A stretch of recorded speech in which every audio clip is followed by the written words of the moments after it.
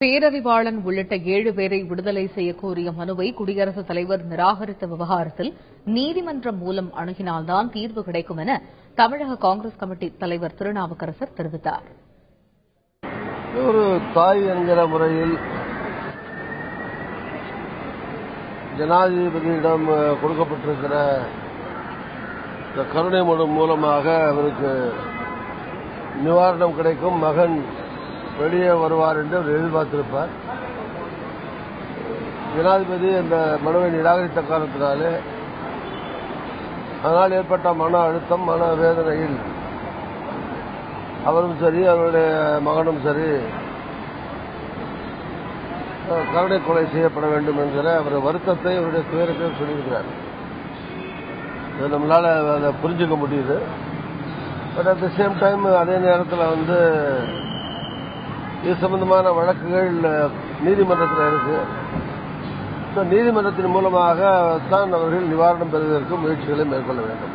10 ஆண்டு சிறையில் உள்ள கைதிகளை பாரபட்சமின்றி விடுதலை செய்ய வேண்டும் எனவும் 28 ஆண்டு காலமாக சிறையில் உள்ள ராஜீவ் கொலை கைதிகள் 7 பேரின் விடுதலையை குடியரசுத் தலைவர் நிராகரித்திருப்பது வேதனை அளிப்பதாகவும் மனிதநேய ஜனநாயக கட்சியின் பொதுச் செயலாளர் தமிமுன் அன்சாரி தெரிவித்துள்ளார். 10 ஆண்டுகளாக சிறையிலே வாடும் அனைத்து கைதிகளையும் பாராபட்சமின்றி விடுதலை செய்ய வேண்டும் என தமிழக அரசுக்கு கோரிக்கை விடுக்கின்றேன். 27 ஆண்டு காலமாக தமிழக சிறையிலே வாடிக்கொண்டிருக்கக்கூடிய பேரறிவாளன் உள்ளிட்ட 7 பேருடைய விடுதலையை குடியரசுத் தலைவர் நிராகரித்திருப்பது மிகப்பெரிய வேதனையை தருகிறது.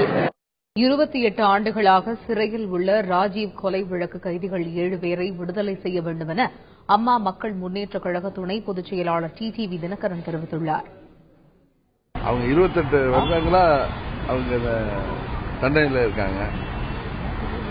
திருமதி சோனியா காந்தி, திரு ராஜீவ் காந்தி, திருமதி பிரியங்கா காந்தி போன்றவர்களே அவங்கள விடுதலை செய்வதில் தங்களுக்கு ஆட்சேபனை இல்லைன்னு சொல்லியிருக்காங்க.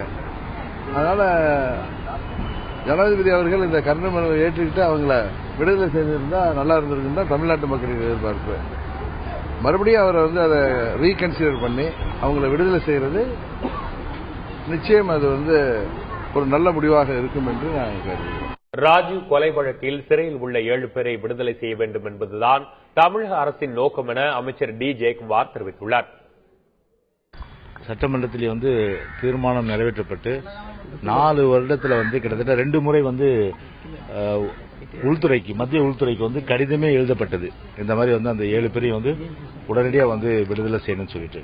எனவே அரசு நிலையை நாம் பார்க்க வேண்டும். அரசை பொறுத்தவரை அம்மா எடுத்த அந்த ஒரு உறுதியான அந்த நிலைப்பாடை நாம் அப்படியே அந்த உறுதியில் தான் நாம் இருக்கிறோம். அந்த 7 பேர் விடுதலை செய்யப்பட வேண்டும் என்பதுதான் அரசுடைய நிலைப்பாடும் கூட.